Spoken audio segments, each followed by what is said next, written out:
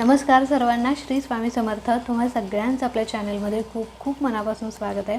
आजचा दिवस तुम्हाला खूप छान आनंदाचा जाऊ दे हीच महाराजांच्या आणि प्रार्थना करते आणि आजच्या व्हिडिओला सुरुवात करूया. तर व्हिडिओला सुरुवात करण्यापूर्वी खरं तर तुमचे इतके मेसेजेस आले आहेत की बऱ्याच ताईंचे मेसेजेस आले, काहींचे मोबाईलला सुद्धा मेसेज आले होते, काहींनी यूट्यूबवरती मेसेज केले होते, काहींनी इंस्टाग्रामवरती मेसेज केले होते की ताई तुमचे व्हिडिओज काय येत नाही आहेत, काय झाले, तब्येत बरी आहे का. तर इतकं सगळ्यांचं तुमचं प्रेम बघून खूप छान म्हणजे वाटतं. जरी व्हिडिओज येत नसले तरी माझी आठवण तुम्हाला येते. खरं तर गेले 15-20 दिवस तुमचे आपले व्हिडिओ आले नव्हते चॅनलवरती. खरं तर 2-4 दिवस ट्रिप म्हणजे देवाला गेलो होतो आम्ही. आणि त्याच्यानंतर परत राधनी थोडी आजारी होती, तिला दात वगैरे, त्याच्यामुळे त्यात थोडे दिवस गेले, 1-2-4 दिवस. आणि त्याच्यानंतर परत मग माहेरी गेले 10-12 दिवस. अशामुळे या कारणांच्यामुळे व्हिडिओज आले नाहीत. सो आता फायनली इकडे आले. प्रबलची शाळा सुरू झाली आणि आहे असं रुटीन छान चालू झालेलं आहे. आणि म्हटलं चला आपलं पण काम चालू करूया. तर आजपासून नक्की तुमच्यासोबत मी जोडली जाईन. तर आजच्या व्हिडिओमध्ये आपण, आणि हेच कारण होतं व्हिडिओज न येण्यामागचं, बऱ्याच ताईंनी विचारलं की ताई तुमची तब्येत वगैरे ठीक आहे ना. तर हो, माझी तब्येत वगैरे छान आहे, सगळेच छान आहेत, मुलं पण छान आहेत, सगळं छान आहे. खरं तर तुमचं प्रेम बघून खूप छान वाटतं आणि ही सगळी स्वामी कृपाच आहे की ओळख पाळख नसतानासुद्धा तुम्ही इतकं म्हणजे लक्षात ठेवता. तर असं, तर आजच्या व्हिडिओमध्ये आपण बघणार आहोत की मनोवांछित संतती प्राप्तीसाठी कुठली सेवा करायची. खरं तर बऱ्याच सेवा आहेत आणि सगळ्यात प्रभावी आणि सगळ्यात त्वरित फळ देणारी सेवा आणि इतकी प्रभावी अनुभवसिद्ध सेवा जी आपल्या केंद्रात पण सांगितली जाते, गुरुमाऊलींनी सांगितलेली आहे. ज्यावेळी तुम्ही केंद्रात जाता संतती प्राप्तीसाठी सेवा घेण्यासाठी, त्यावेळी ही सेवा तुम्हाला दिलीच जाते. आता प्रत्येकाच्या म्हणतो ना की प्रत्येकाच्या प्रश्नानुसार सेवा दिली जाते. ही सेवा जी आहे ती कुणीही करू शकतं. प्रत्येकाच्या घराजवळ केंद्र असेल असं नाही, प्रत्येकजण दिंडोरीला जाऊ शकतं असं नाही, प्रत्येकालाच केंद्रात जाता येईल असं नसतं. त्याच्यामुळे जर तुमच्या जवळपास केंद्र नसेल किंवा स्वामींची सेवा करायची इच्छा असेल, संतती प्राप्तीसाठी सेवा करायची इच्छा असेल, तर ही सेवा तुम्ही करा. मी स्वतःही सेवा केलेली आहे. अगदी कोणीही सेवा करू शकतं. या सेवेने कुठलाही प्रॉब्लेम तुमचा सॉल्व्ह होऊ शकतो. म्हणजे तुमच्या मेडिकल प्रॉब्लेम जर तुम्हाला असेल, त्यामुळे जर संतानप्राप्ती होत नसेल, म्हणजे मिस्टरांमध्ये काही प्रॉब्लेम असेल, तुमच्यामध्ये काही प्रॉब्लेम असेल किंवा काहीच प्रॉब्लेम नसेल तरीसुद्धा तुम्हाला संतती होत नाही आहे, किंवा घरातले काही दोष असतील, म्हणजे ग्रहदोष, पितृदोष, वास्तुदोष, या कारणांमुळे जर तुम्हाला संतती प्राप्ती होत नसेल तर कुठल्याही दोषावरती तुम्ही ही सेवा करू शकता. अगदी 100% तुम्हाला याचा रिझल्ट येणार. आणि जरी मेडिकल प्रॉब्लेम असेल तर तो मेडिकल प्रॉब्लेमसुद्धा दूर होऊन तुम्हाला नक्की याचा अनुभव येईल. सगळ्यात पहिलं क्लिअर करते की सेवाच फक्त करायची नाही. तुमचं जर मेडिकल इश्यू असेल तर बघा, प्रत्येकजण कष्ट करत असतो. कुठलीही गोष्ट मिळवण्यासाठी कष्ट हे करावंच लागतं. तुम्हाला पैसा मिळवायचा आहे, कष्ट करावंच लागेल. तसंच जर संतती प्राप्ती हवी असेल तर त्याचबरोबर त्याच्यासाठी जे काही आपल्याला मेडिकल ट्रीटमेंट आहे तीसुद्धा तुम्हाला घ्यायची आहे.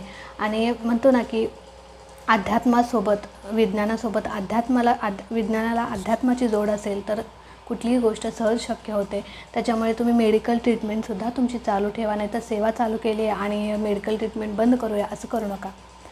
त्याच्यामुळे मेडिकल ट्रीटमेंट तुमची चालू ठेवा आणि सोबतच ही सेवा करा. 100% तुम्हाला रिझल्ट येईल. आणि जरी कुठला मेडिकल प्रॉब्लेम असेल तर नुसतं ही सेवा करून बघा, तुम्हाला अनुभव आल्याशिवाय राहणार नाही. मी स्वतःही सेवा केलेली आहे. त्याच्यामुळे मी खात्रीने नव्हे, महाराजांच्या समोर बसून तुम्हाला सांगते की तुम्हाला 100% अनुभव येईलच. तर तुम्ही रोज ही सेवा करायची आहे. जोपर्यंत तुम्हाला प्रेग्नन्सी राहत नाही तोपर्यंत सेवा करायची आहे. तुम्ही संकल्पयुक्त सेवा करू शकता. 41 दिवस, 108 दिवस, 51 दिवस, कितीही दिवसाचा संकल्प करून तुम्ही संकल्पयुक्त सेवा करू शकता. सगळ्यात पहिले संकल्पयुक्त सेवा करण्यासाठी संकल्प करायचा आहे. आता संकल्पयुक्त सेवा करण्यासाठी काही नियम अटी असतात आणि सेवा करताना पण काही नियम अटी असतातच. प्रत्येक गोष्ट किंवा प्रत्येक सेवेचा अनुभव यावा असं वाटत असेल तर काही नियम अटी हे पाळावेच आपल्याला लागतात. कळालं? आता ही सेवा आहे भगवान शंकरांची. तर सगळ्यात पहिले कुठल्याही दिवशीपासून तुम्ही सेवा चालू करू शकता. याला असं काहीच बंधन नाही. त्याच्यानंतर आता सगळ्यात पहिले ज्या दिवशीपासून तुम्ही सेवा चालू करणार आहे त्या दिवशी सकाळी आपली देवपूजा वगैरे करायची. आपल्या घरात शिवपिंड हवी, म्हणजे शिवलिंग हवं आणि शिवलिंगावरती अभिषेक करून ह्या सगळ्या सेवा आपल्याला करायच्या आहेत. संकल्पयुक्त तुम्ही सेवा करणार असाल तर सगळ्यात पहिले संकल्प करायचा.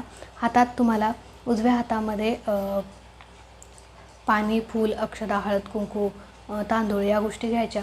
त्याच्यानंतर तुमचं नाव बोलायचं, गोत्र बोलायचं. गोत्र माहीत नसेल तर कश्यप गोत्र म्हणायचं आणि म्हणायचं की मी स्वामी समर्थ महाराजांच्या केंद्रातील मार्गदर्शनानुसार 41 दिवस, 51 दिवस, 108 दिवस किंवा रोज मी ही सेवा करतोय किंवा करणार आहे. मला मनोवांछित संतती प्राप्ती होण्यासाठी जे काही संतती होण्यासाठी अडथळे येत आहेत ते अडथळे दूर होऊन मला मनासारखी संतती होऊ दे, मुलगा होऊ दे, मुलगी होऊ दे, जे काही तुम्हाला हवं आहे ते बोलायचं आहे आणि निर्विघ्नपणे माझी ही सेवा पूर्ण होऊ दे आणि त्याचं फळ मला लवकर मिळू दे, असा साधाभोळा संकल्प करायचा. संकल्पाचं जे पाणी आहे ते खाली डिशमध्ये सोडायचं, त्यात ते नंतर झाडाला घालायचं. कळलं?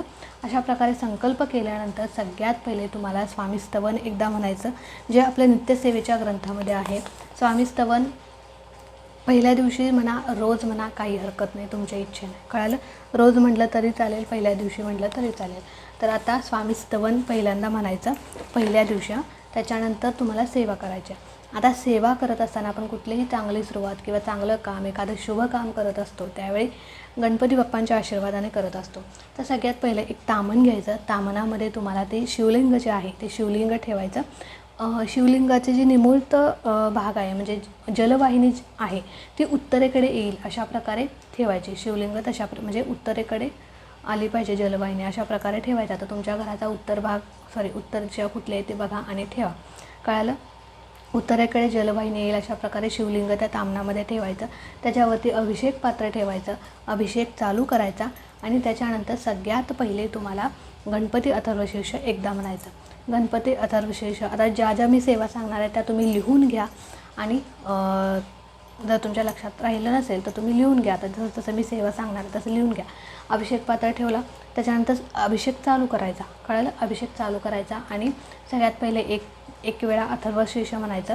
त्याच्यानंतर एक वेळा श्रीसूक्त म्हणायचं, एक वेळा पुरुष सूक्त म्हणायचं, रामरक्षा म्हणायची. रामरक्षा कधी म्हणजे 10व्या श्लोकापर्यंतच रामरक्षा म्हणायची. कळलं?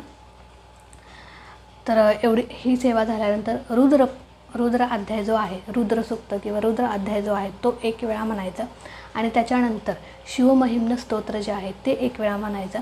महामृत्युंजय मंत्र एक माळ करू शकता, 11 वेळा, 16 वेळा, जशी तुमची इच्छा. कळालं? आणि त्याच्यानंतर कालभैरवाष्टक एक वेळा. ह्या सगळ्या सेवा तुम्हाला शिवलिंगावरती करायच्या आहेत अभिषेक करून. कळालं? परत एकदा सांगते, तामण घ्यायचं, जलवाहिनी उत्तरेकडे येईल, उत्तर दिशेकडे येईल अशा प्रकारे शिवलिंग ठेवायचं. त्याच्यानंतर अभिषेक पात्र ठेवायचं. स्वामीस्तवन म्हणा, त्याच्यानंतर अभिषेक पात्र ठेवायचं आणि त्याच्यानंतर अभिषेक चालू करायचा. अभिषेक चालू केल्यानंतर पाण्याचाच अभिषेक, शुद्ध पाण्याचा अभिषेक करायचा. दूध, मध काही नको, फक्त शुद्ध पाण्याचा अभिषेक तुम्हाला करायचा आहे. आणि त्याच्यानंतर तुम्हाला एक वेळा गणपती अथर्वशीर्ष त्याच्यानंतर आपलं श्रीसूक्त एक वेळा, पुरुष सूक्त एक वेळा म्हणायचं आहे. श्रीसूक्त, पुरुष सूक्त एक वेळा, रामरक्षा 10 श्लोकांपर्यंत एक वेळा, त्याच्यानंतर रुद्र अध्याय एक वेळा, शिवमहिम्न स्तोत्र एक वेळा, महामृत्युंजय मंत्र 11 वेळा किंवा 16 वेळा आणि त्याच्यानंतर तुम्हाला कालभैरवाष्टक एक वेळा. ह्या सगळ्या सेवा अभिषेक चालू असताना करायच्या. सेवा झाल्यानंतर ते तीर्थ जे आहे, म्हणजे आपलं शिवलिंग जे आहे त्याच्या जागी ठेवून द्यायचं, पूजा करायची. आणि ह्या सगळ्या सेवा चालू असताना धूप, दीप, अगरबत्ती सगळं पाहिजे, महाराजांना प्रार्थना करायची. आणि त्याच्यानंतर जे तीर्थ आहे आपलं तामणामध्ये जे तीर्थ साठले अभिषेकाचं, ते तीर्थ जे आहे ते दोघांनी, नवरा बायको दोघांनी तुम्ही प्यायचं आहे. काही कारणाने जर मिस्टर तुमच्याजवळ नसतील, काही म्हणजे बाहेरगावी असतील, नोकरीसाठी लांब असतील, तर ते तीर्थ तुम्ही एकटीने ग्रहण करायचं. ज्यावेळी ते येतील त्यावेळी ते सेवा केल्यानंतर, म्हणजे ज्यावेळी ते इथे असतील तुमच्याजवळ त्यावेळी ते त्यांना देऊ शकता. आणि म्हणजे ते इथेच असतील तुमच्याजवळच, तुम्ही एकत्रच राहत असाल तर ते दोघांनीही ग्रहण करायचं. कळालं? काही कारणाने जर ते लांब असेल तर तुम्ही एकटीने ग्रहण करायचं. कळालं? अशा प्रकारे ही सेवा करा. ही सेवा करून झाल्यानंतर क्रमशः स्वामीचरित्र सारामृतामधील 3 अध्याय, तारक मंत्र आणि 11 माळी ही रोजची नित्यसेवा झालीच पाहिजे. कळालं? नाहीतर एखादी वेगळी सेवा करतो आहे म्हणून नित्यसेवा चुकवायची अजिबात नाही. तुम्हाला तुमच्या कुठल्याच सेवेचा अनुभव येणार नाही. कळालं? अशा प्रकारे ही सेवा करा. नित्यसेवा आधी करून ही सेवा परत केल्या तरी चालेल. शक्यतो अभिषेकाची जी सेवा आहे ती सकाळीच करायची. कळालं? 12च्या आत. कळालं? नाहीतर ताई 12 नंतर करू का, 3 नंतर करू का, नाही, 12च्या आत तुम्ही सेवा करून घ्या. ज्यावेळी मी सेवा करायचे त्यावेळी सकाळीच करायचे. 12च्या आत सगळी कामं वगैरे आवरली की निवांत पहिल्यांदा देवपूजा वगैरे करून घ्यायचे आणि त्याच्यानंतर मग बाकीची घरातली सगळी कामं आवरायची आणि त्या सगळी कामं आवरल्यानंतर मग मी सेवेला बसायचे. 12 11:30पर्यंत माझी सगळी सेवा व्हायची. मला बऱ्याच सेवा होत्या, अजूनही काही सेवा यात होत्या, श्रीकृष्णाची वगैरे बऱ्याच सेवा होत्या. त्याच्यामुळे मला खूप वेळ लागायचा. पण तुम्हाला अजिबात जास्त वेळ लागणार नाही ही सेवा करताना. फक्त एवढी सेवा करा, तुम्हाला 100% अनुभव येणार म्हणजे येणार. रोज सेवा करा, सातत्य ठेवा, महाराजांच्या वती विश्वास ठेवा आणि मी जी सेवा करतो आहे त्याने मला अनुभव येणारच अशी पॉझिटिव्ह सकारात्मक भावना ठेवा. त्याच्यामुळे अशा म्हणजे गोष्टी लक्षात ठेवून ही सेवा करा. 100% अनुभव येईल. ज्या दिवशी घरात मांसाहार असेल त्या दिवशी सेवा करू नका. कळालं? आणि खरोखरच जर म्हणजे तुम्हाला वाटतं की नाही मला सेवा चुकवायचीच नाही आहे, तर आता आपल्या घरात कधी आणतात तुम्हाला माहीत आहे, तर सेवा लवकर आवरून घ्या, करून घ्या आणि तीर्थ म्हणजे ताई मांसाहार केल्यानंतर तीर्थ ग्रहण करू का, तर अजिबात नाही. ते दिव्य अमृत तीर्थ आहे, लक्षात घ्या. म्हणून म्हणते ज्या दिवशी मांसाहार असेल आणि जर तुम्ही संकल्पयुक्त जर सेवा केला असाल तर जेवढे दिवस संकल्प केला आहे मग 51 160 तेवढे दिवस मांसाहार कडकडीत वर्ज्य करायचं. ब्रह्मचर्याचं काही म्हणजे अट नाही आहे, तर पण मांसाहार कडकडीत वर्ज्य करा, परान्न टाळा.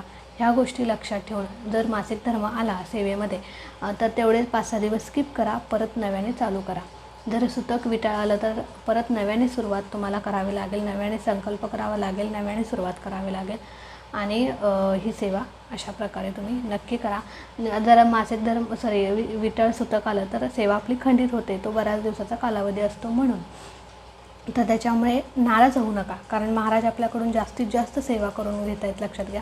त्याच्यामुळे असं नाही की एवढे दिवस सेवा केली माझी वाया गेली. कधीच आपली सेवा वाया जात नसते आणि महाराज कधीही वाया जाऊ देत नाहीत आपली सेवा, लक्षात घ्या. तुम्ही ज्या अर्थी सेवा करताय ती महाराजांचीच इच्छा आहे, लक्षात घ्या. उगाच कुठलीही सेवा कोणीही करत नाही. महाराजांच्या इच्छेशिवाय काहीच आपल्या आयुष्यात घडत नसतं. तुमचा चांगला काळ जवळ येतो आहे, तुमचं दुःख दूर होणार आहे, म्हणूनच आपल्याकडून ही सेवा महाराज करून घेत आहेत, एवढं लक्षात ठेवायचं आणि सेवा करत राहायची. कळलं? चला, अजूनही काही तुमचे प्रश्न असतील तर नक्की विचारा. आणि ही सेवा पहिल्या दिवशी दोघांनी केली तर अतिउत्तम, नसेल तर तुम्ही एकटीने करा, काही हरकत नाही. पण रोज करा, नाहीतर 4 दिवस केला आहे, 5व्या दिवशी केलीच नाही, परत 8 दिवस केलीच नाही सेवा, कुठेतरी गावी गेला मग तिथे राहिली, असं करू नका. रोज सातत्य ठेवा. रोज सातत्य ठेवाल, रोज तीर्थ ग्रहण कराल तर, आणि रोजच्या रोज ते तीर्थ दोघांनी ग्रहण करायचं. तर रोजच्या रोज ते तीर्थ जे आहे ते दोघांनी ग्रहण करायचं. कळलं? तर अशा प्रकारे ही सेवा नक्की करा. 100% तुम्हाला अनुभव येईल, यात काही शंका नाही. चला, आजचा व्हिडिओ इथे सेंड करते. आवडला असेल तर नक्कीच लाईक करा, शेअर करा. चॅनलवरती नवीन असाल तर चॅनलला सबस्क्राईब नक्की करा. भेटूया अशात एका नवीन व्हिडिओसोबत. तोपर्यंत खुश राहा, आनंदी राहा आणि सगळ्यात महत्त्वाचं स्वामींची सेवा करत राहा. श्री स्वामी समर्थ.